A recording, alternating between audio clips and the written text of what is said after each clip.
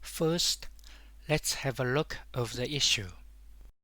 Screen of the LG TV flash once on power up. Then the screen goes black.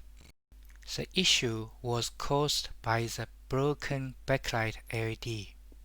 LED driver detects issue and shuts down backlight. As the backlight works fine on power up, it is very misleading. With the help of the torch, we can check if the picture is shown properly.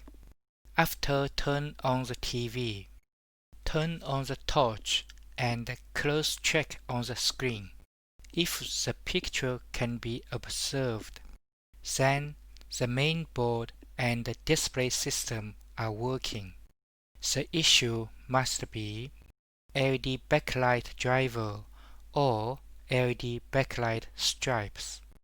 If a LED backlight tester is not available, with the LED driver specs or the TV model, a fake load can be made to replace the LED stripes.